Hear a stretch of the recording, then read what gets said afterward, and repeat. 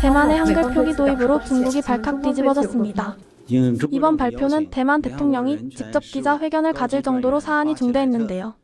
특히 대만의 저명한 한 언어학자는 전쟁까지 불사를 각오가 되어 있다며 강력한 의지를 보이고 있습니다. 오늘의 사연 지금 바로 알아보겠습니다. 안녕하세요. 저는 대만 교육부 언어정책연구원 자하오입니다. 대만어 보존을 위한 연구를 시작한 지 벌써 7년째가 되었습니다. 처음이 연구를 시작했을 때만 해도 그저 문서 작업에 불과할 거라 생각했죠. 그런데 연구를 거듭할수록 불안함이 커져갔어요. 대만어가 사라져간다는 건 숫자로도 명확했습니다. 젊은 층의 대만어 구사율을 10년 전과 비교하면 절반 이하로 떨어지고 있었죠. 그런 와중에 베이징에서 온 공문 한 장이 저의 연구실 책상 위에 놓여 있었습니다.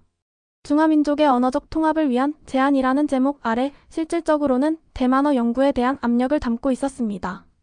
그리고 학문적 교류를 위해 기하의 연구 자료를 공유해달라는 부탁은 속내가 시커멓게 보였어요. 지난 학회에서도 중국 측 연구원들은 대만어는 하나의 중국어 방언에 불과하다며 저의 발표를 끊임없이 방해했기에 가슴속에서는 분노가 일었지만 동시에 이런 압박이 제 연구의 중요성을 역설적으로 증명한다는 생각이 들었습니다. 그들이 두려워하는 것은 단순히 언어가 아니라 그 언어가 담고 있는 정체성과 역사, 그리고 독립적 문화의 힘이었습니다. 하지만 어떻게 대만어를 지켜야 할지 막막하기만 했죠. 매일 아침 연구실에 들어서며 똑같은 질문이 머릿속을 맴돌았습니다. 이대로 가면 대만어 정말 사라지는 걸까? 고민의 원인은 분명했어요. 기존 한자 표기법은 대만어의 미묘한 성조와 발음을 담아내기에 턱없이 부족했습니다. 로마자 표기법도 있었지만 대부분의 대만인들에게 너무 낯설어서 실용성이 떨어졌죠. 어느 날 오후 우연히 연구실에서 일본 식민지 시대의 한국 언어 정책에 관한 자료를 읽게 되었습니다. 페이지를 넘길수록 가슴이 먹먹해졌습니다. 일제강점기 동안 한국인들은 자신들의 언어를 사용하는 것조차 금지당했습니다.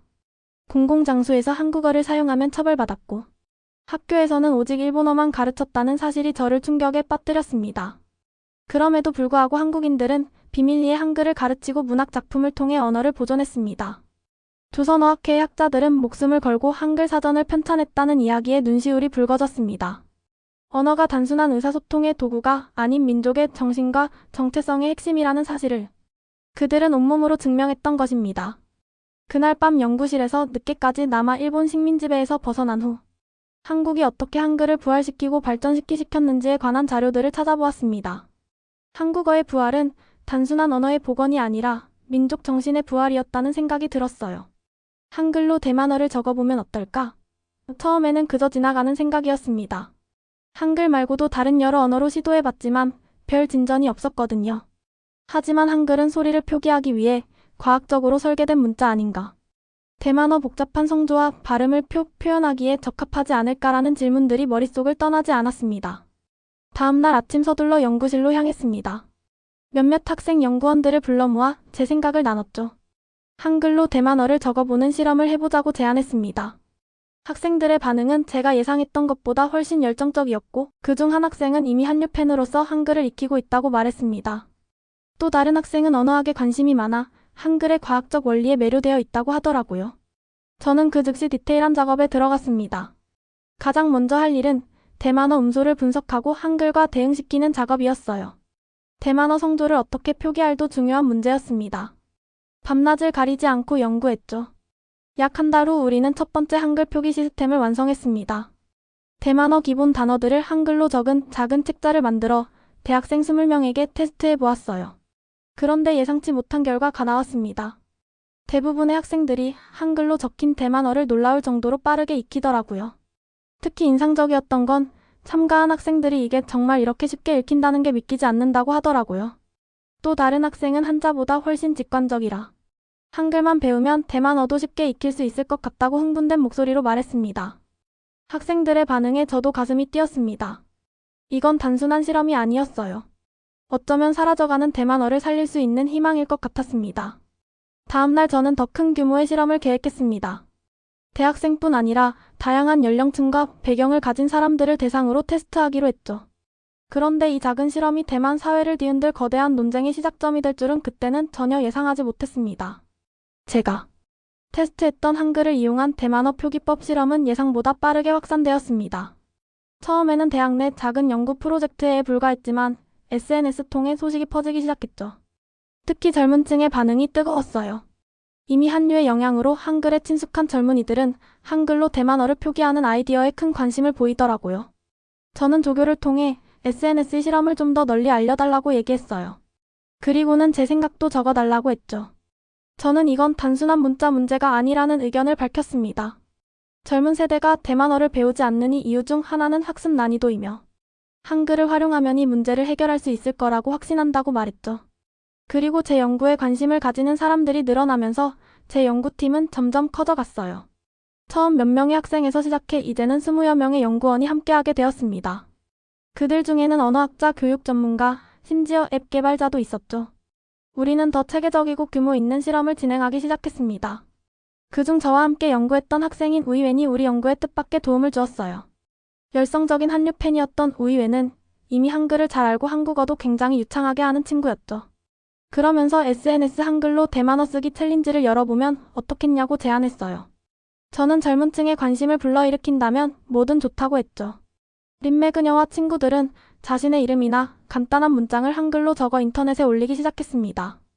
그리고 정말 충격적인 반응을 이끌었죠. 이 챌린지는 불과 일주일 만에 대만 전역의 젊은이들 사이에서 인기를 끌었습니다.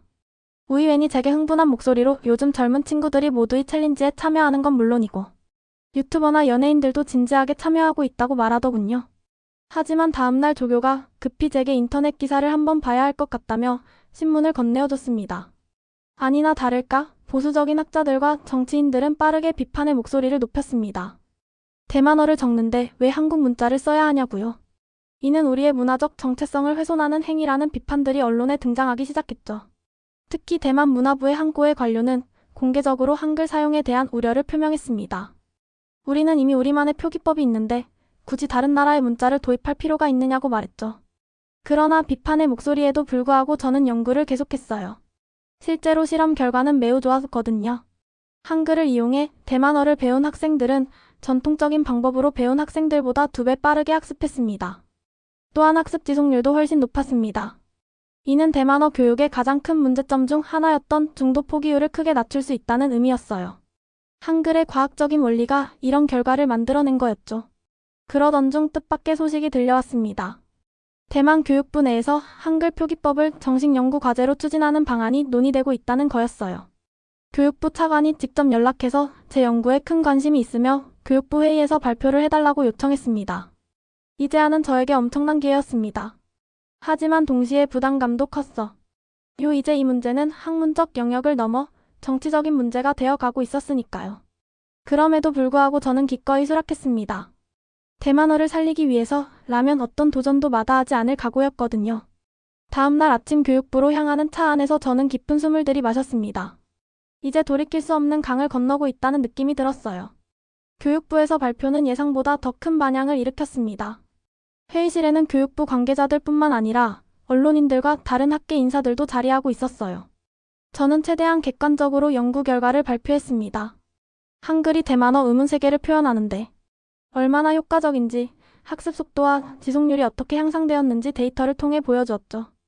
발표가 끝난 후 질의응답 시간, 예상대로 날카로운 질문들이 쏟아졌습니다. 특히 대만 고전문학 교수 한 분이 강하게 반발했고 문화적 정체성을 희생시키면서까지 효율성만 추구해야 하는 건가 하고 물었죠. 저는 침착하게 대답했습니다. 한글 표기법은 한자를 대체하는 것이 아니라 보조수단으로 활용하자는 제안이며 문화적 정체성과 실용성은 함께 갈 수 있다고 말했어요. 그러나 저의 발표 이후 상황은 예상치 못한 방향으로 흘러갔어요. 대만 교육부의 고위 관료 샤이 정슈가 적극적으로 나서 한글 표기법 연구는 대만의 정체성을 버리는 일이라며 강하게 비난하더라고요. 나중에 알고 봤더니 샤이 정슈는 중국과 긴밀한 관계를 맺고 있었고 그의 행동에는 단순한 문화적 보수주의를 넘어선 정치적 의도가 담겨 있는 게 분명해 보였어요. 하지만 그 당시에 저는 제대로 된 답변을 하지 못하고 소극적으로 대응할 수밖에 없었죠. 며칠 후 저는 샤이 정슈로부터 긴급 미팅 요청을 받았습니다. 그의 사무실에 들어서자 그는 차가운 표정으로 저를 맞이했어요. 그는 제 연구가 가져올 정치적 파장을 생각해 보았냐 물었죠. 저는 의아했습니다. 이건 언어학 연구인데 정치와 무슨 상관이 있냐고 말하려 했지만 샤이 정슈가 제 말을 자르며 냉소적으로 웃었습니다. 그는 대만이 한자를 버리고 다른 문자를 도입한다면 중국은 이를 어떻게 볼 것 같냐며 이는 외교적 문제로 비화될 수 있다고 경고했어요. 그제서야 저는 상황의 심각성을 깨달았습니다. 이건 단순한 학술적 논쟁이 아니었어요. 중국과의 복잡한 관계 속에서 한글 도입은 또 다른 정치적 발화점이 될 수 있었습니다. 저는 중국과의 관계를 끊어내는 게 필요하다며 한글은 우리에게 또 다른 기회라고 설명했습니다. 그러자 샤이 정슈는 중국에 영향력이 있는 한 절대 그렇게 될 수 없다며 한국 같은 힘없는 나라는 아무 도움이 안 된다고 강하게 비난했고 며칠 후 현지신문에 충격적인 기사가 실렸어요. 한국이 대만을 문화식민지로 만들기 위해 대만어 한글 도입을 추진하고 있다는 내용이었습니다. 기사의 출처를 추적해보니 샤이 정슈 가까운 언론인이 작성한 것이었죠. 저는 즉시 반박 성명을 발표했지만 이미 여론은 양분되기 시작했습니다. 그런데 더 큰 문제가 생겼습니다. 중국 외교부 대변인이 공식 브리핑에서 이 문제를 언급한 것이었습니다. 그는 만약 대만 정부가 한글을 공식 표기법으로 인정한다면 이는 중국 문화에 대한 명백한 도전으로 간주될 것이며 그에 따른 조치를 취할 수밖에 없을 것이라고 말했습니다. 이 발언은 즉시 국제적인 뉴스가 되었고 대만 정부는 당혹감을 감추지 못했습니다. 교육부에서는 급히 한글 표기법 연구에 대한 한 공식 입장을 정리하기 시작했어요. 그저 단순한 연구일 뿐 절대 정치적인 의도가 없다는 얘기였죠. 그리고 저를 보고 연구를 그만하는 게 어떻겠냐는 연락을 보내왔습니다. 하지만 저는 그럴 수 없었어요. 이제 연구는 저만의 것이 아니라는 생각이 들었거든요. 그 뉴스를 보고 나서 대만의 젊은 시민 단체들이 우리의 언어는 우리가 결정한다는 슬로건 아래 집회를 열었어요. 우이웬 같은 젊은이들은 SNS 더욱 활발하게 한글 표기법을 지지하는 캠페인을 벌였습니다. 우이웬이 SNS에 이건 단순히 문자 선택의 문제가 아니라 우리 자신의 미래를 결정할 권리에 관한 문제라는 글을 올렸고 이 글은 수만 명에게 공유되었습니다. 그러던 어느 날 저는 연구실에서 밤 늦게까지 남아 데이터를 재검토하고 있었어요. 그때 연구실 전화가 울렸어요. 교육부 차관이었어요. 정말 죄송하지만 현 상황에서는 한글 표기법 연구를 잠시 중단해달라고 요청했습니다. 공식적인 지시가 곧 내려갈 것이라고 덧붙였죠. 전화를 끊고 창밖의 빗방울을 바라보며 깊은 한숨을 내쉬었습니다. 하지만 그날 밤 저는 새로운 결심을 했습니다. 공식적인 지원 없이도 어떻게든 이 연구를 계속해 나가야겠다고 다짐했죠. 물론 교육부의 압력으로 공식 연구는 중단되었지만 한글 표기법에 대한 논쟁은 오히려 대만 사회 전체로 확산되었습니다. 거리 곳곳에서는 토론회가 열렸고 TV 특별 프로그램이 방영되었죠. 신문의 사설란도 찬반 의견으로 뜨거웠습니다. 한글 표기법은 더 이상 단순한 학술적 주제가 아니었어요. 대만의 정체성과 중국과의 관계 그리고 젊은 세대의 문화적, 지향점 등 복잡한 사회적 이슈가 얽혀있는 문제가 되었습니다. 저는 공식 연구는 중단했지만 개인적으로는 계속해서 자료를 모으고 분석했어요. 연구실은 더 이상 대학의 지원을 받지 못했지만 뜻밖에도 많은 학생들과 시민들이 자원봉사자로 나서주었습니다. 우리는 작은 커뮤니티 센터의 임시 연구 공간을 마련했습니다. 센터의 벽에는 한글과 대만어를 연결한 차트들이 빼곡히 붙어 있었고 테이블 위에는 학생들이 연습한 한글 필기 노트들이 쌓여 있었어요. 비록 초라한 공간이었지만 이곳에서 피어나는 열정은 그 어떤 화려한 대학 연구실 다 뜨거웠습니다. 한편 우이회는 더욱 적극적으로 활동했습니다. 그녀는 SNS에 대만어를 지키려면 방법을 가리지 말자는 해시태그 캠페인을 시작했어요. 이 캠페인은 빠르게 확산되어 대만 전역의 젊은이들 사이에서 큰 호응을 얻었습니다. 우이웬이 작성한 글에는 우리가 중요하게 여겨야 할 것은 방법이 아니라 목적이라며 대만어를 살리는 것이 우리의 목표라는 메시지가 담겨 있었습니다. 그녀의 이 말에 많은 이들이 공감했지만 샤이 정수를 필두로 한 단체들은 보수층의 바람을 불어넣었습니다. 극단적인 보수층에서는 우이웬에게 협박 메시지를 보내기 시작했어요. 반역자 대만 문화의 배신자 한국의 하수인 같은 악적인 댓글이 그녀의 SNS 계정에 달렸죠. 어느 날 그녀가 눈물을 글썽이며 저를 찾아왔습니다. 우이웬은 떨리는 목소리로 자신이 정말 잘못하고 있는 것인지 물었습니다. 저는 그녀의 차가운 손을 따뜻하게 잡아주었습니다. 그녀는 아무것도 잘못한 것이 없으며 변화는 항상 저항을 낳기 마련이지만 그 저항 때문에 옳은 일을 포기해서는 안 된다고 말해주었어요. 그날 이후 우리는 더욱 조심스럽게 행동하기 시작했습니다. 우이웬의 개인정보 보호에 신경 쓰게 되었고 우리의 활동도 더 은밀하게 진행되었어요. 당시 대만 사회의 논쟁은 점점 더 격렬해졌어요. 그러던 중 저에게 교육부의 공식 서한이 도착했습니다. 서한의 내용은 냉정했습니다. 공식적으로 한글 표기 연구를 중단하라는 명령이었습니다. 더 충격적이었던 것은 서한의 마지막 문장이었습니다. 이 지시를 어길 경우 대학에서의 지위와 연구 자격이 박탈될 수 있다는 경고였어요. 그날 저녁 저는 오랫동안 연구실 창가에 서서 생각에 잠겼습니다. 제 앞에는 두 갈래 길이 놓여 있었어요. 안전하게 명령에 따르고 연구를 포기하든지 아니면 모든 것을 걸고 계속 나아가든지 둘 뿐이었죠. 이쯤에서 그만둘까 하는 생각도 들었어요. 그날 밤 집으로 돌아가는 길에 우연히 한 작은 대만어 학습 교실을 지나쳤습니다. 창문을 통해 들여다보니 노인 한 분이 어린아이들에게 대만어를 가르치고 있었어요. 그런데 아이들의 표정이 지루해 보였고 몇몇은 졸고 있었습니다. 선생님의 열정적인 목소리와는 대조적으로 아이들의 눈빛에는 흥미가 전혀 보이지 않았어요. 그 순간 저는 결심했어요. 포기하지 않겠다고. 대만어가 살아있는 언어로 남기 위해서는 젊은 세대가 배우고 싶어하는 방식으로 가르쳐야 했습니다. 언어는 책 속에 보존되는 것이 아니라 사람들의 일상 대화 속에서 살아 숨쉬는 것이니까요. 집에 돌아와 컴퓨터를 켜고 이메일을 열었습니다. 한국의 언어학자 김문수 교수에게 연락을 취하기로 했어요. 이제 국제적인 협력이 필요한 시점이었습니다. 이메일을 작성하며 저는 한국의 도움이 반드시 필요하다고 메일을 적었습니다. 더 이상 중국의 영향력 아래 머물고 싶지 않으며 한글과 한국의 도움만이 대만의 미래라고 얘기했죠. 김문수 교수의 답장은 생각보다 빨리 왔습니다. 그는 제 연구에 큰 관심을 보였고 적극적으로 돕겠다는 의사를 밝혔어요.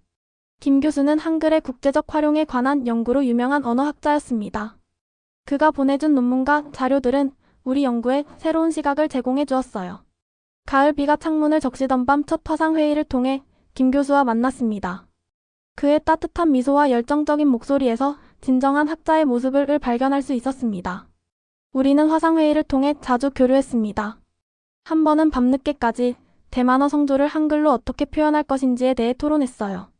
김 교수는 예리한 통찰력으로 여러 제안을 해주었죠.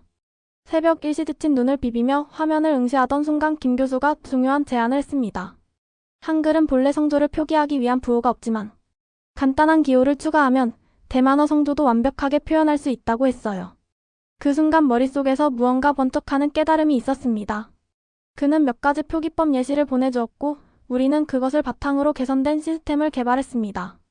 김 교수의 도움으로 한글 대만어 표기법은 빠르게 완성도를 높여갔어요. 한 달 후 김 교수는 한글을 이용한 대만어 표기법의 효율성 연구라는 논문을 발표했습니다. 이 논문은 국제언어학계에 상당한 반향을 일으켰어요. 특히 그가 밝힌 데이터는 설득력이 있었습니다. 논문에서 김 교수는 한글로 대만어를 표기할 경우 학습 시간이 기존 방식에 비해 평균 63% 단축되며 장기 기업 유지율은 41% 향상된다는 놀라운 결과를 제시했습니다. 이 수치를 처음 보았을 때 제 심장은 빠르게 뛰기 시작했어요. 이것은 단순한 가설이 아닌 확실한 과학적 증거였습니다. 김 교수의 논문 발표 이후 다른 나라의 언어학자들도 관심을 보이기 시작했습니다. 독일의 반트 교수와 일본의 니코 교수 등이 연락을 해왔어요. 그들은 모두 한글의 과학적 설계가 다른 언어를 표기하는데 효과적일 수 있다는데 동의했습니다. 어느 날 저녁 일본의 니코 교수와 나눈 대화가 특히 기억에 남습니다.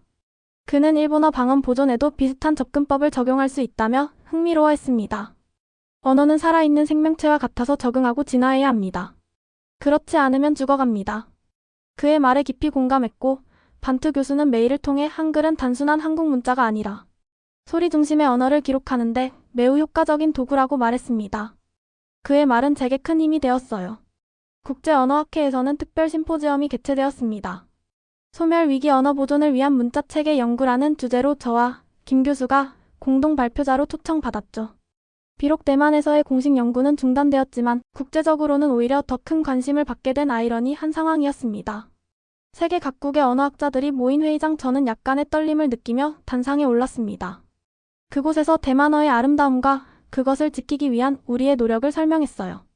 발표가 끝난 후 청중들의 뜨거운 박수 소리가 귓가에 울렸습니다. 그 순간 느낀 감정은 말로 표현하기 어려웠어요. 한편 의회는 더욱 창의적인 방법으로 캠페인을 이어갔습니다.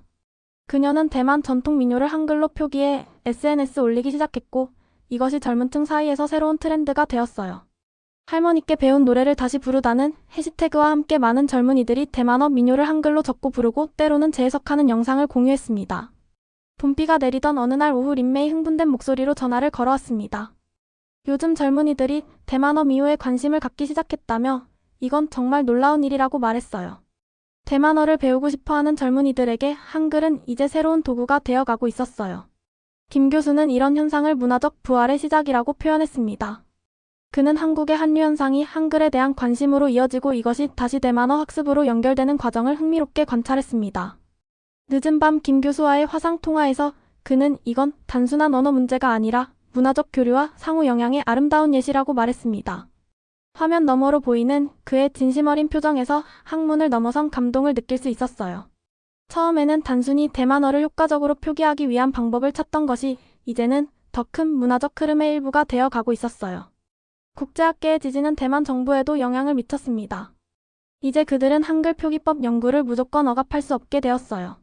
정부 내에서도 이 문제를 다시 검토해야 한다는 목소리가 나오기 시작했습니다. 그러던 어느 날 교육부로부터 예상치 못한 연락이 왔어요. 정부 내 긴급회의가 소집되었고 저에게 참석 요청이 왔다는 것입니다. 대만어 보존 정책을 전면 재검토한다는 내용이었죠. 회의가 시작되고 장관이 먼저 입을 열었습니다. 최근 대만어 보존과 한글 표기법에 관한 논쟁이 사회적으로 큰 파장을 일으키고 있으며 오늘은 이 문제에 대한 정부의 입장을 정리하고자 한다고 말했습니다. 회의는 점점 격렬해지며 의견이 팽팽하게 맞섰어요. 특히 외교부 관계자는 중국의 경제적 압박 가능성을 우려했고 문화부 대표는 문화적 정체성 문제를 제기했습니다. 제 차례가 되자 저는 깊은 숨을 들이마셨습니다. 테이블 위에 놓인 제 손이 약간 떨리는 것을 느꼈어요. 제 앞에는 대만의 미래를 결정할 수 있는 중요한 인물들이 앉아 있었습니다. 긴장되었지만 이 기회를 놓칠 수 없었어요. 존경하는 장관님과 관계자 여러분은 오늘 학자로서가 아니라 대만의 시민으로서 말씀드리고 싶습니다. 우리가 논의하는 것은 단순한 표기법의 문제가 아닙니다. 이것은 우리 언어와 문화의 생존에 관한 문제입니다. 모든 시선이 저에게 집중되었습니다. 저는 천천히 하지만 확신에 찬 목소리로 계속 말했습니다. 회의실의 모든 사람들이 집중해서 듣고 있다는 것을 느낄 수 있었습니다. 한글 표기법을 사용한 대만어 교육을 받은 학생들의 학습 지속률 기존 방식에 비해 3배 높습니다. 이는 우리 언어의 미래를 위해 무시할 수 없는 사실입니다. 제 발표가 끝난 후 회의실에는 잠시 침묵이 흘렀습니다. 장관이 생각에 잠긴 표정으로 고개를 끄덕였어요. 그리고 뜻밖의 인물이 발언권을 요청했습니다. 수석 비서관이었어요. 발언이 거의 없는 인물이었기에 모두가 놀란 표정이었습니다. 장관님, 제가 한 가지 개인적인 이야기를 해도 될까요? 장관이 허락하자 그는 조용한 목소리로 이야기를 시작했습니다. 제 할머니는 평생 대만어 사용하셨고 대만어로 많은 노래와 이야기를 알고 계셨습니다. 그런데 제 아이들은 할머니와 대화하기 어려워했어요. 언어의 장벽 때문이었죠. 할머니가 돌아가시기 전 마지막으로 들려주신 대만어 노래의 의미를 제 아이들은 이해하지 못했습니다. 그때 느낀 상실감을 저는 잊을 수 없습니다. 비서관의 이야기는 단순한 개인적 경험을 넘어 우리 모두의 이야기처럼 느껴졌습니다. 회의실에는 무거운 침묵이 흘렀고 몇몇 관료들의 눈빛이 흔들리는 것을 볼 수 있었어요. 그의 이야기는 회의실의 분위기를 바꾸어 놓았습니다. 이제 이 문제는 더 이상 추상적인 정책이나 이론의 문제가 아니라 실제 사람들의 삶과 연결된 현실적인 문제로 다가왔습니다. 장관은 잠시 생각에 잠긴 듯 했습니다. 그리고 마침내 그가 입을 열었습니다. 국제적인 관심과 젊은 층의 지지를 무시할 수 없습니다. 하지만 중국과의 관계도 고려해야 하고 우리의 문화적 정체성도 중요합니다. 모든 것을 고려해 대만어 보존을 위한 방안으로 한글 표기법을 공식적으로 검토하기로 결정했습니다. 우리는 중국과의 관계만 고려할 수는 없으며 대만 언어와 문화의 미래도 중요한 문제라고 말했습니다. 물론 신중하게 접근할 것이라고 덧붙였죠. 회의가 끝난 후 차관이 제게 다가왔습니다. 그의 표정에는 안도감과 걱정이 함께 섞여 있었어요. 그는 정부가 한글을 대만어 보조 표기법으로 검토하기로 결정했다는 것을 알려주었습니다. 공식 발표는 다음 주에 있을 예정이며 준비해달라고 부탁했습니다. 교육부를 나서며 깊은 안도감을 느꼈습니다. 가을비는 이제 그쳤고 성향의 붉은 빛이 젖은 거리에 반사되어 마치 불이 켜진 것처럼 빛났습니다. 완전한 승리는 아니었지만 첫 발걸음을 내딛게 된 것이었어요. 하지만 동시에 커다란 불안감도 들었습니다. 중국의 반응은 어떨까요? 그들이 경제적 제재를 가한다면 대만은 큰 타격을 입을 것이 분명했습니다. 그러나 저는 이제 물러설 수 없었습니다. 대만어를 지키기 위한 싸움은 이제 막 시작되었을 뿐이니까요. 오늘의 사연은 여기까지입니다. 여러분의 생각은 어떠신가요? 오늘 내용이 좋으셨다면 좋아요와 구독 부탁드립니다. 오늘도 경청해주셔서 감사합니다.